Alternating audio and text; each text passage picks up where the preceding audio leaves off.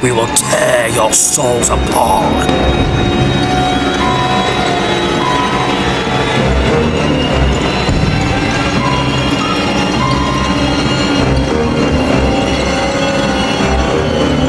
Hello everyone, in today's video, this is going to be a recording of 1964, Vincent Price's The Last Man on Earth. Based on the 1954 novel I Am Legend by Richard Matheson, The Last Man on Earth was directed by Sidney Salco and Ubaldo Ragona. I'm not sure if I said his name right, I apologize. This is the first I Am Legend adaptation film. I'm not sure why they changed it to The Last Man on Earth. The movie stars Vincent Price. He is what makes this movie. You see how being the last remaining human on Earth has gone to mentally and psychologically. Morgan is a sad and broken down person. He wakes up every morning, does the same routine every day, making coffee, using a radar for signal, being hopeful if there are any other survivors out there that heard his voice. He tries to control his anger. Being angry can make him feel vulnerable. He goes outside and finds dead bodies, brings them to a pit and burns them, stops at some grocery store for food and other supplies. In the novel, the main character is Robert Neville. In the movie is Robert Morgan. Again, I'm not sure why the name changed, but a minor change that does not affect the movie whatsoever. The part where he's watching old home videos of his old life before the pandemic, he's laughing, remembering the good times, and then he cries. We see how he misses his family and friends that are gone, how lonely he is, hasn't had any human interaction for a long time. You feel sorry for him at this point in the movie. You're all used to seeing Vincent Price play bad guys or other types of psychopaths, sadistic evil villains in horror movies. For once in this movie, he is the good guy. Seeing Morgan at the church, we see that he's lost his faith in God and for not finding a cure or a vaccine to help the people who've been infected by the virus. Morgan uses garlic and mirrors to scare them off for protection for his home, and when the garlic loses its smell, he needs to get new fresh garlic. Otherwise, the vampires can get inside his house easily. Just like Van Helsing, Morgan stabs the vampires with a wooden stake. At night, he listens to the moaning and shouting from the vampire zombies. He listens to music, trying to distract himself. Otherwise, he will give in and let the vampire zombies inside the house, and they win. This is one of the movies, along with Carnival of Souls, that inspired George Romero's Night of the Living Dead. The ironic part is that this movie takes place in 1968, the same year Night of the Living Dead came out. Like Night of the Living Dead, this movie is also a low-budget movie. When we see the vampires outside of Morgan's house, or when he tries to get back to his house, the zombies try to get in, and Morgan struggles to close the door.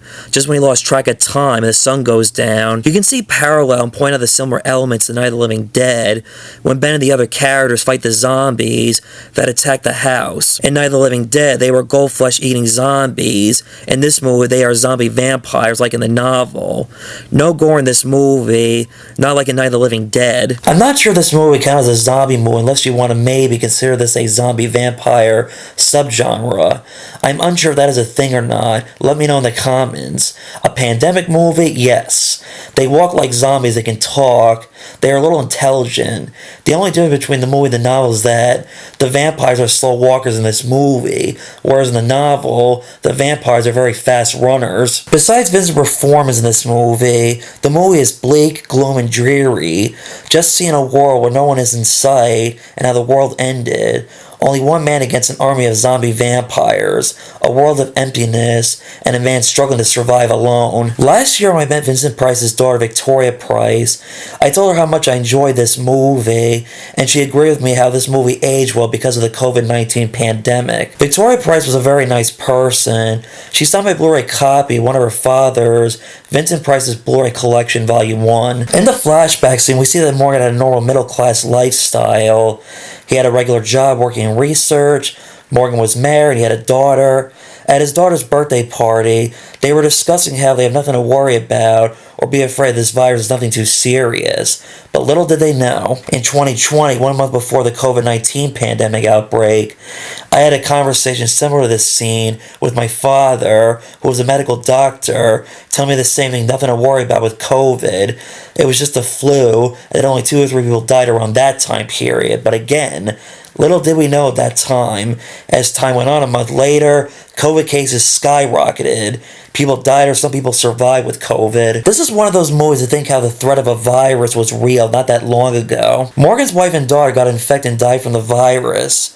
We see that for some reason Morgan was not infected. We also see in the flashback how Morgan and the other scientists struggled to find a cure or vaccine for the virus. It was scary and horrifying seeing the military take his daughter away from him to a pit of fire. Just the thought of that is scary, that your own child being infected, being burned to death. After the death of his wife, preventing the same fate as his daughter, he buried her by himself, but later she comes back from the grave and stakes her, killing her a second time and for good. When he's home alone later, someone tries to open his door. That was the beginning of Morgan, survival of the fittest right there. Morgan finds another survivor, a woman. Her name is Ruth Collins. He brings her back to his place for some coffee. They both talk about what their personal lives were like before the pandemic. Both of them were married and Morgan had a daughter. As it turns out, she was one of them, but took some kind of medicine to help manage it. Morgan explains to her how he has immunity to the disease from a bat that bit him. It makes you wonder, why didn't they find this bat that could have had some kind of potential medicine or a cure or disease? But again, take it as it is and move on. I won't spoil this all comes together. Go watch and see for yourself. Since then, there have been other two movie adaptations of Richard Matheson's I Am Legend. The Omega Man from 1971 with Charlton Heston. I've never seen this one, but I will check it out at some point. No comment yet on this movie. In 2007, there was Will Smith's I Am Legend. I saw this one first before I knew anything about this movie and Charlton Heston's. Seeing Will Smith's I Am Legend as a teenager for the time, I liked it. But once I saw this movie as an adult, it made me realize, once you see Vincent Price in this movie, I can't go back to Will Smith. Sorry. To be fair, Will Smith's I Am Legend isn't too bad, but compared to Vincent Price, Will Smith played like an action hero, whereas Vincent Price plays a more dramatic, sad, tragic, and a broken down person. In this movie, Morgan finds a dog, whereas in the Will Smith I Am Legend movie, Robert had a dog prior to the pandemic. Just like in both versions, he tells the dog everything's going to be alright. But sadly, the dog dies in both versions. Both of them lost the one thing that kept them company. The CGI zombie vampires don't hold up today as many 2000 movies with bad CGI. While this movie's not 100%, but it's almost close and faithful to the I Am Legend book than Will Smith's I Am Legend. As a teenager, before I knew anything about the previous I Am Legend adaptations or the book, when Will Smith's I Am Legend movie came out when I was a freshman in high school, seeing the trailer and content of this movie really got to me and scared me, thinking about the idea of being the last person on Earth and what would you do? How long could I survive having no one and feeling alone? No dentist for a checkup to clean your teeth, until eventually you lose your mind. A movie that makes you question things about being the only person left on Earth. There was a Twilight Zone episode from 1959 called Where is Everybody, with a similar premise like I Am Legend, but unrelated to I Am Legend. It's about a guy who's all alone, and he looks around to see if he can find another human being. Ironically, Richard Matheson wrote a lot of episodes of the Twilight Zone TV show. Well, this movie's not a Twilight Zone episode, but in some ways, when you watch this, you might think of this as like a 1 hour longer Twilight Zone episode. Believe it or not, Richard Matheson wrote a script of this movie back in 1957 that was originally going to be produced by Hammer Studios, with Fritz Lang director Metropolis, and M was a possible candidate to direct this movie. Another one of those that could have been or should have been.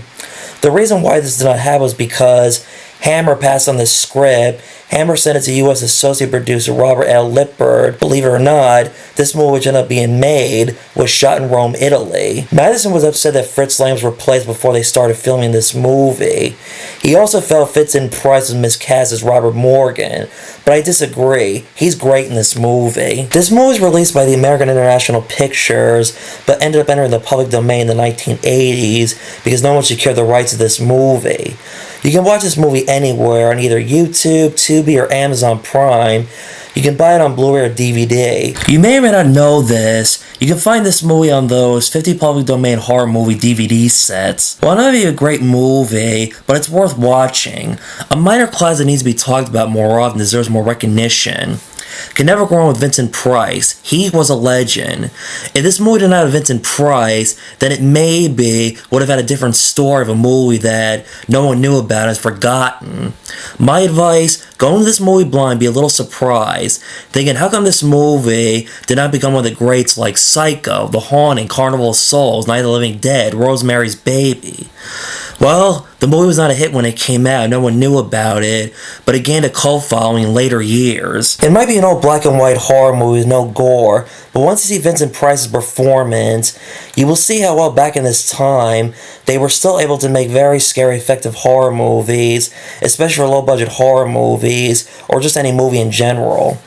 As mentioned before, this movie is in the public domain. You can watch this movie in color on YouTube, but I'll stick with black and white. This movie is great in black and white. Granted, I'll admit, you can say a point that the vampire zombies makeup effect may not hold up as well as Night of the Living Dead, but this is a minor error that does not affect the movie. Anytime I'm in the mood for an I Am Legend movie, this is my go-to adaptation.